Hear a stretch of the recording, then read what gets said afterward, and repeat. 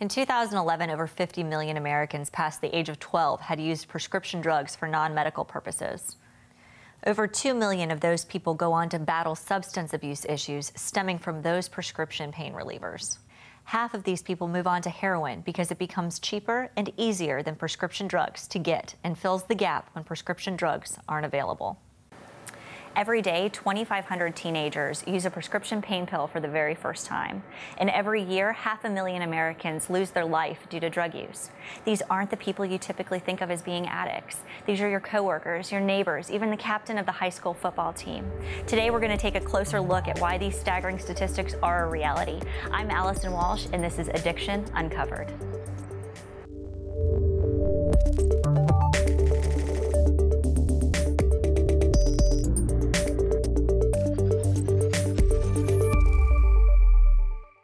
I grew up in a small town, about 45 minutes outside Manhattan. It's called Morristown.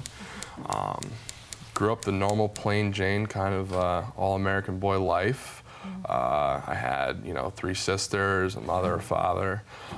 Didn't have the golden retriever and the tire swing in the front, but I basically grew up the normal life. Well, I grew up in Branford, Connecticut, and I was an only child.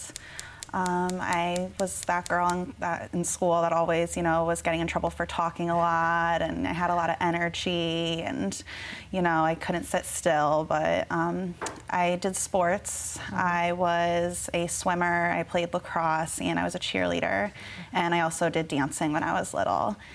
When I was 7, my parents got divorced, and it was kind of a hard time for me. The divorce wasn't bad or anything, but I just was used to having both my parents around, and then all of a sudden they weren't. I was kind of a city boy growing up my whole life. My parents did get divorced at the age of when I was about 7, so that kind of changed things. But I basically had a pretty plain life. I couldn't really complain about much. I always had what I wanted. What happened at that point? I started drinking when I was 12. I wanted to fit in with the cool crowd of kids that, I just wanted to fit in.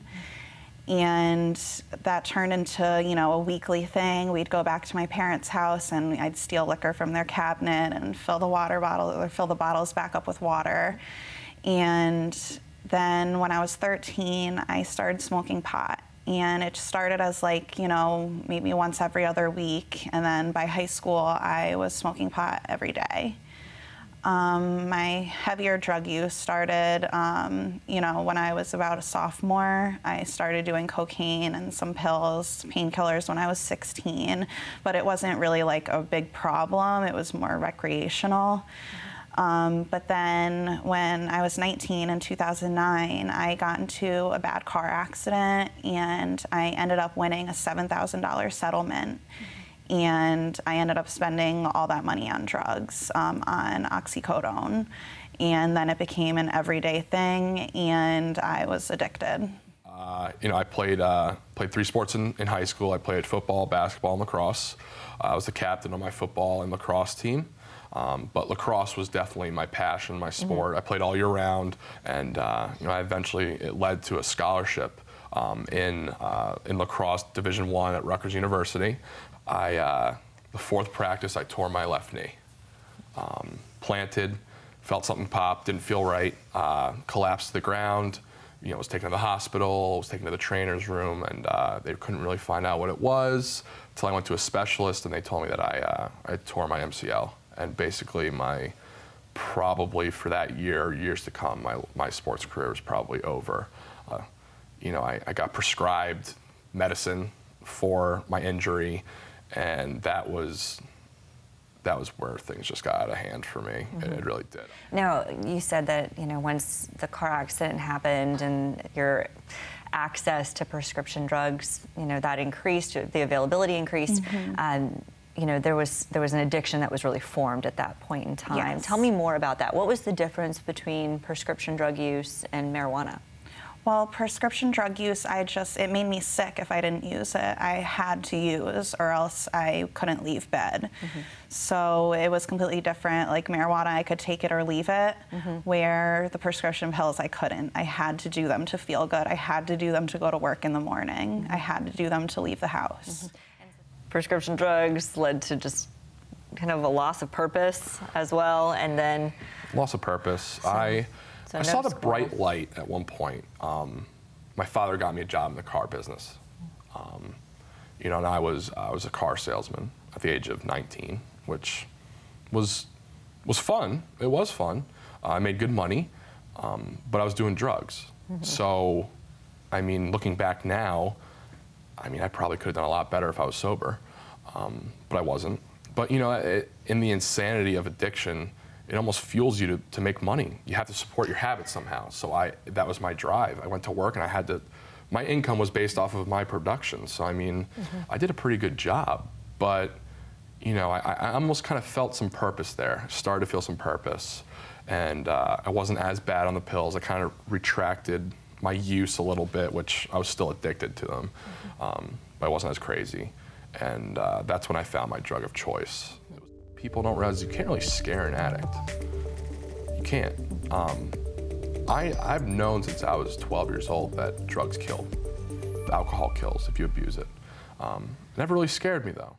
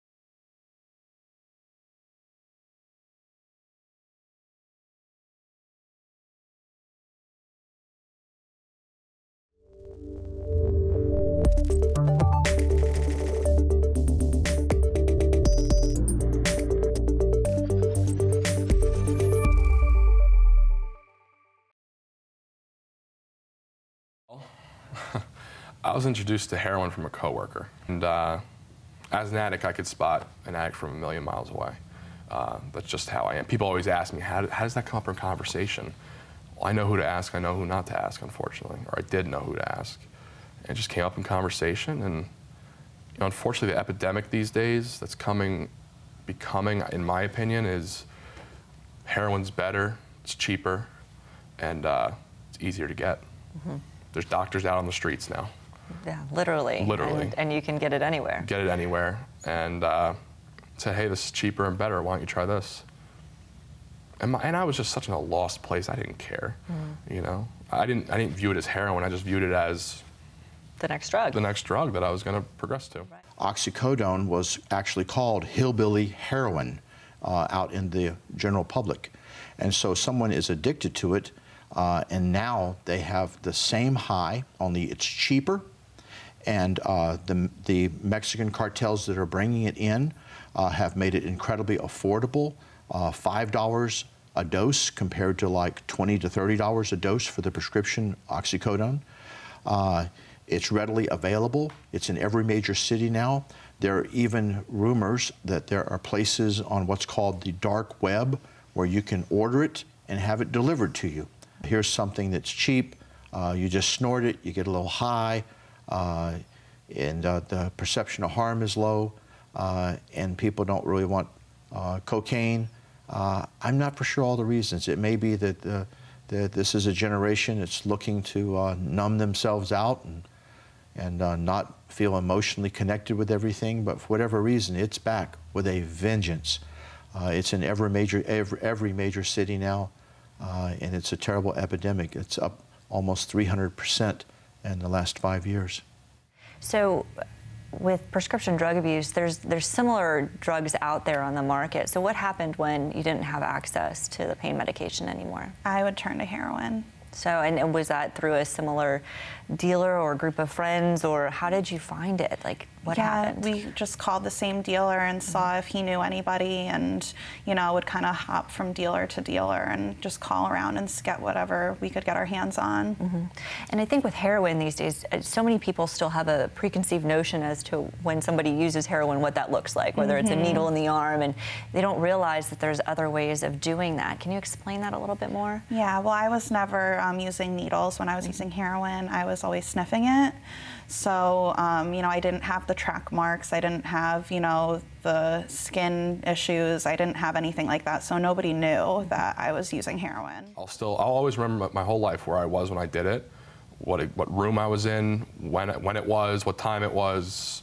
I remember I did it, and I was like, I found the solution to my problems. And so many people think of, IV heroin use, or they don't realize that, sniffing heroin, inhaling it and the potency these days is instantly addicting. Yeah, that's what it comes down to is I sniffed it. I snorted it. Didn't put a needle in my arm. I was always freaked out by that stuff. But that's what people associate heroin with now. They think of the junkie in the alleyway with a needle in his arm. For most people, the idea of using IV heroin is repulsive. So what we really need is a form of heroin that you can easily snort and get you a long-lasting high.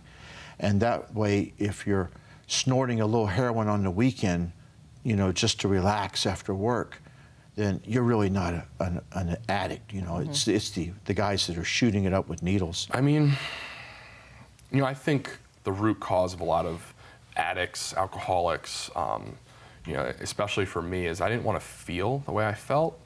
And I think a lot of people hear that all the time, and they're like, what does that mean? It was just, I could take something so small, so easy, and I didn't care about anything. Life I was numb. I didn't care about what was going to happen tomorrow. I didn't care about what happened yesterday. I didn't really care what was going on at the time. I just kind of was in a haze for 2 years. I just didn't care about anything. And, it just got to the point where it was working. I mean, it was working at the time. What people don't realize is you can't really scare an addict. You can't. I've known since I was 12 years old that drugs kill. Alcohol kills if you abuse it. It never really scared me though. And my rock bottom really wasn't me totaling some of my cars that I got. Wasn't being homeless, wasn't being arrested.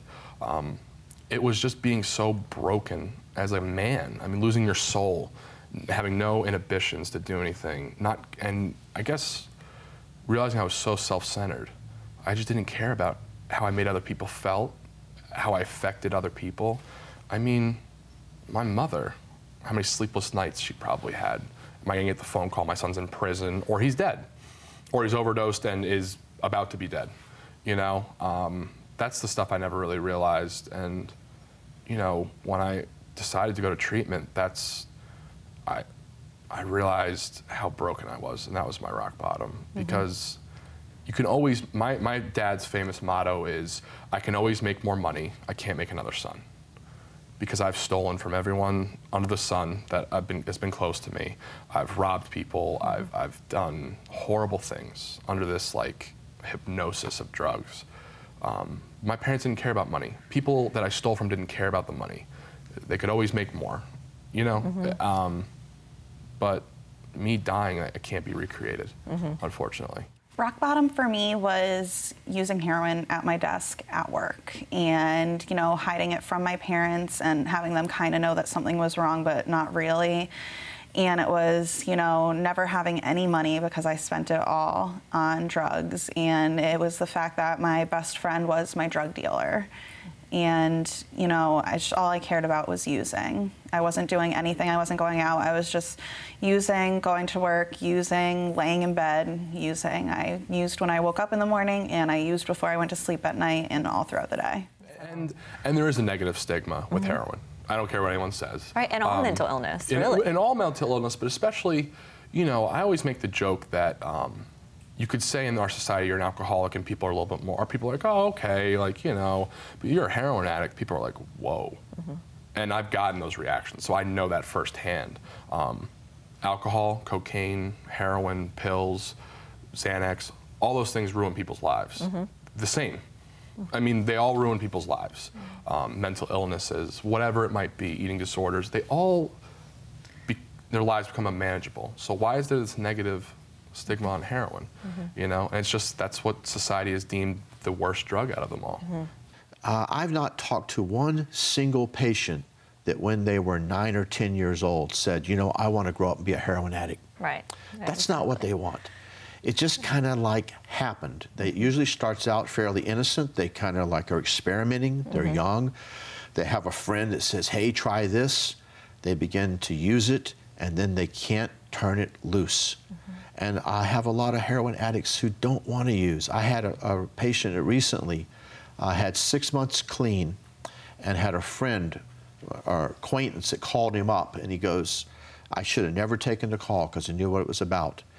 And he went and bought some heroin, and he said all the way home, I had my hand out the car window, telling myself, just open your hand, just turn it loose. He couldn't do it. Because at that point, it's got a hold of him so much that he doesn't have the ability to not go home and use it. Right. And so you've got to get past that. You got to ask for help, because this is a deadly disease. This is not a matter of whether it's going to kill you or not. It's a matter of whether it's going to kill you this month, next month, or whether you're going to actually make it to Christmas. Because this is the natural history of heroin use. You either wind up in a jail, an institution, or a grave. I just couldn't take it anymore. I couldn't take it anymore. It wasn't the fact that I was stealing and doing all these horrible things. I really didn't care at the time. It was just the fact that I realized my life was going to be over very soon.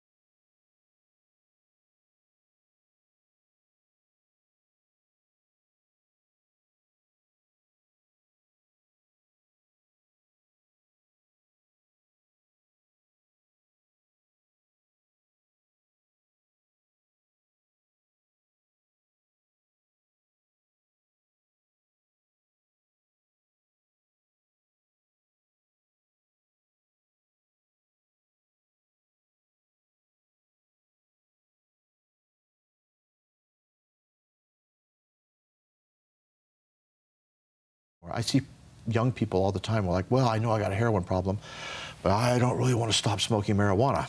I don't really want to stop drinking alcohol. It just won't work. I wish it would, but it won't. At that point, all those reward pathways are so intermingled that we need you to make sobriety as the main goal in your life. Now, a lot of people aren't ready to hear that. So we try to meet people where they're at and try to motivate them and educate them and try to get them to realize that you wouldn't come to see us if you didn't want change. So let's figure out how we can get this change in your life. Exactly. But at some point, you know, they got to really be willing to do some work. I had to be the one that reached out for help and realized that my life was just, I mean, I remember exactly where I was when I realized that I needed help. Not very, didn't grow up in a religious household. I always believed in something greater than me, though. And I remember it was in New Jersey. It was February, so it was very cold, snow on the ground. And I was out in my driveway, and I remember I was in a t-shirt and boxers. So I was not in my right state of mind, clearly. But I remember hitting my hands and knees on my driveway with snow on there, and just being like, please help me. And I didn't know who I was saying it to or who it was, what it was. I said, please help me. I was crying, very emotional. I just couldn't take it anymore. I couldn't take it anymore. It wasn't the fact that I was stealing and doing all these horrible things. I really didn't care at the time. It was just the fact that I realized my life was was going to be over very soon. I was going to be behind bars or dead. I went to my parents and I told them, I was like, I'm addicted to heroin. And they didn't believe me at first. They thought I was lying. It can be scary for parents. Yeah. Very scary. And I told them I wanted help. I said I wanted to go to rehab. They knew I had had some issues in the past with drugs, but it was never anything serious to them. So, you know, we had never done anything about it before, but this time I was like, I really need help and I want to go to rehab. I had no money. I couldn't pay my bills and I couldn't go get more drugs, and I didn't want to be dependent anymore. I wanted to make my life better, and I felt like I had handcuffs on, that I was like chained to the drug, and that without it, you know, I wasn't free, and all I wanted to do was feel freedom. Find a path you're willing to walk on that will work for you, because where you're at isn't good. Right. Your families are falling apart, your life's falling apart, and you are on the path to a grave.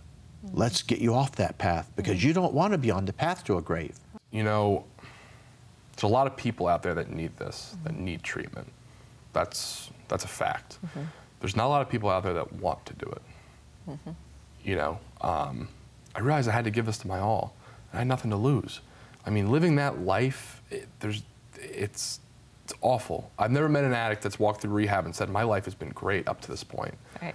Most people that go to rehab is because their lives are unmanageable, Right. or they're dealing with something that's so awful that they can't bear it anymore or whatever. But it's just, you have to want to do it. And the treatment process, I mean, it is a lifelong commitment to recovery. It is a So, lifelong commitment. You know, typically, I mean, what does the typical treatment episode look for somebody that maybe is really struggling at this point as a regular user when it comes to a substance, whether it's alcohol, drugs, et cetera? What does that look like? Well, first you got to admit you need help. If you were able to do this on your own, you would have done it, because most people, by the time that they're willing to ask for help, you know, have tried to stop on their own. And so you need to get in touch with a professional that can help you, either a clinic or a treatment center. And you got to have the courage to pick up the phone and make that call. That's all you have to do. Make that call and talk to somebody. And then it's about actually going there. For some people, it could mean getting out of the environment you're in, because your brain is so sensitized by your drug use that people, places, things, sights, smells, they all trigger you to use. And once you get triggered, it's hard to stop using. Going through treatment, there's ups and downs. There's points where you're like, yes, I'm so glad I'm doing this. And there's times where it can be a little scary, and, you know, thinking about life without a substance can also be very scary, especially if it's your friends, it's your social setting. What would you say to people that know that it's not probably the best choice to continue using, but are scared about changing their life? I'd say go for it and change your life, because nothing compares to my life before. Yes, I've lost some friends, but I made new ones and I made better friends. I've met people that are amazing. They're sober, they're clean, and we're happy. You know, it's a completely different life, and I feel successful. I feel proud of myself, when before I could never say that. You know, I've always looked at my life as it was over. You know, I'm 23, I have nothing to show for right now, and I've realized it's just beginning. It's just beginning. And I'm able to do things now that I just never thought were possible. So you're in recovery now, you've you know, committed to this life, Sure. and life has gotten pretty good. Life's pretty good. So. I mean, I'm able to chase my dreams. You know, that's something I always thought was just in like Disney movies, and, you know, like kind of cheesy when I grew up. Like, you can chase your wildest dreams, but I mean, it's true. Doors have opened for me that I never thought were possible. And you know, there's so much more to addiction than just putting drugs down. You know, there's other underlying issues that I had to deal with, that I had to uncover, really, to realize what I want to do. But I just feel like I have a purpose on this earth now. I think that's something a lot of addicts stress or deal with, is what's my purpose? Am I just going to be a drug addict the rest of my life, or am I going to do something productive with my life? And that's what I do now. I mean, the whole purpose of this program and this kind of like field is to help others. You know, when I'm helping someone else that struggle with the same thing I'm doing, I don't focus on what's wrong with me. I don't think about how awful my life is. I think about how great it is I'm giving this other person an opportunity to do the same thing I'm doing. So, but life is very different now. Yes. So tell me, you've got a great job now. You've settled into your new community. And what is the future for you? Well, I want to go back to school and get my business degree. I eventually want to work for human resources as a manager for, a large company. And, I want to eventually have a family, which before seemed like I would never happen. And, just school and work. Perfect. And life without drugs and alcohol.